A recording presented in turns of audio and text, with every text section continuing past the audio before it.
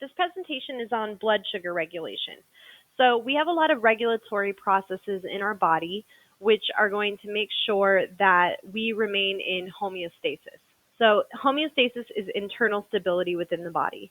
So whether this be about keeping your body at normal temperature or normal pH, or in this case, blood sugar. So there's a certain amount of sugar that we would like to remain in the blood, and then we also need to be able to utilize that sugar for energy. Okay, so if homeostasis gets disrupted, you can end up with a disease or an illness. So diabetes is going to be our model for homeostasis here. Okay, so we have two different types of feedback that are going to maintain homeostasis. So positive feedback is going to cause reinforcement to the original action so that the input causes the action to increase.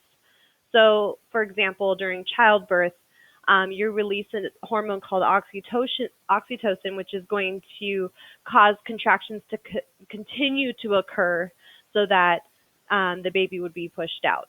Negative feedback is basically going to undo the action that caused homeostasis to be disrupted. Okay, so it's going to be undoing an action versus accelerating an action. Okay, so first we just need to know some basic vocabulary. So first of all, we have insulin. And insulin is a very important hormone, and hormones are made up of proteins.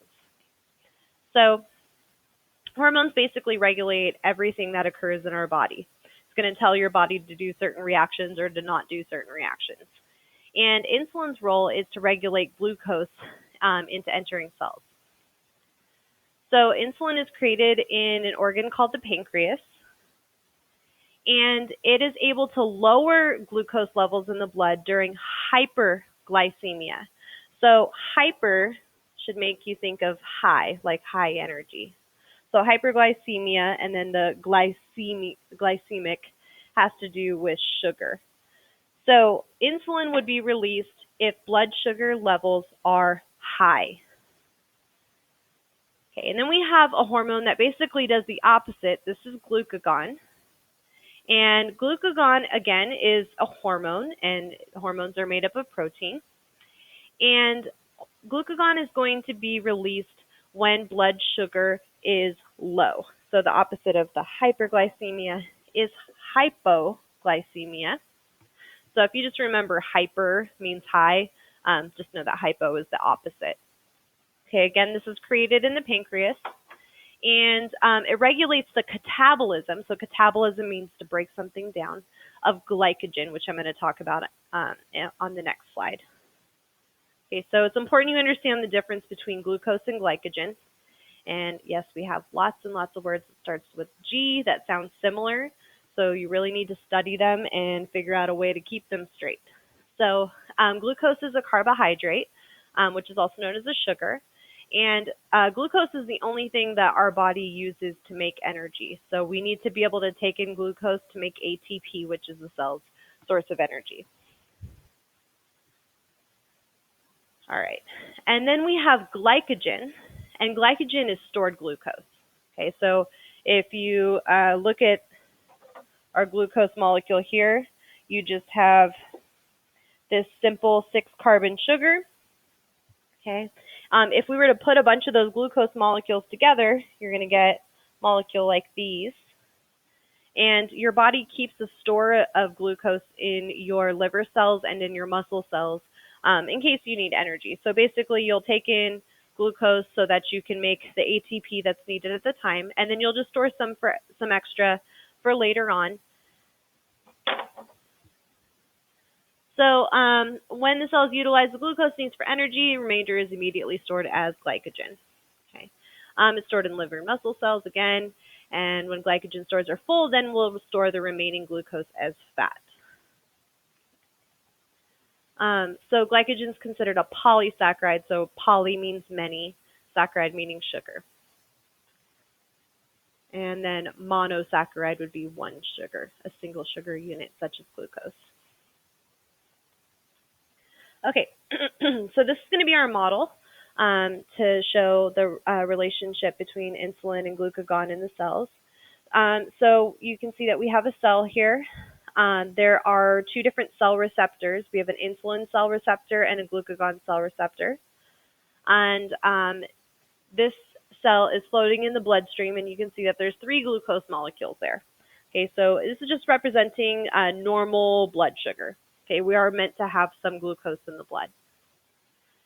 So in this situation, maybe we just ate a candy bar or drink a soda, and you can see that now we have a lot more glucose in the bloodstream.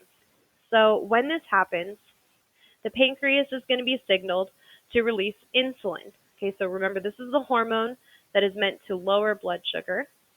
Okay, so we're in a hyperglycemic situation where we have lots of glucose. And insulin's going to go and it's going to bind to the cell receptor.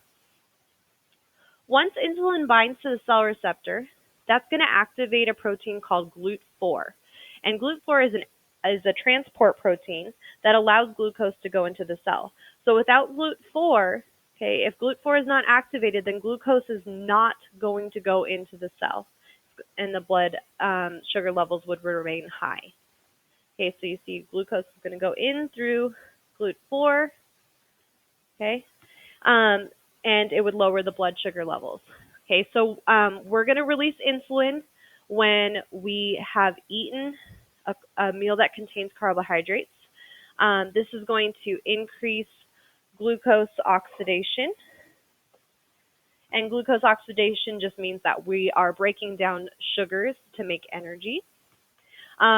Once we've made enough energy, we'll start storing some of that as glycogen. If we already have enough sugar stores, then we'll start making fats. In the right conditions, maybe you've been lifting a lot of weights, then we might make some proteins as well. Okay, and then you'd make muscle. So those are the different processes that are going to happen, but it's just important that you know that insulin binds to the cell receptor, activates GLUT4, glucose levels are going to go down because glucose will enter the cell. Right, and that's how we're going to make our energy. All right, so now if you look here, we have no glucose in our bloodstream. So this is a hypoglycemic situation, and in this case, the pancreas is now going to release glucagon. So glucagon is released when we are hypoglycemic, low blood sugar. Glucagon is going to bind to the glucagon cell receptor. So we have specific cell receptors for specific hormones. Once glucagon binds to that cell receptor, it's going to signal the cell to break down our stored glucose. Okay, now there's other things that it can also use for energy, but the first source of energy that your cell wants to use is glucose. So we're going to break down some of that stored glucose. Okay, so you'll see that we have this big chain here of glucose molecules, which make up glycogen. Okay, and those are going to break apart, and then your cell is able to use that glucose for energy. Maybe some is going to be released back into the bloodstream. There's a lot of different things that can happen here. So glycogen lysis, we are going to be breaking down glycogen. We also do gluconeogenesis, which we'll talk about in a later class. Gluconeogenesis is going to create sugar molecules from other molecules. Okay. Ketogenesis is when we are going to be breaking down fats in order to make energy. We make a compound called ketones. So glucagon is going to stimulate those things. But all that's important that you know is that glucagon is going to be released from the pancreas, binds to the cell receptor. It's going to signal the cell to break down your glycogen into glucose.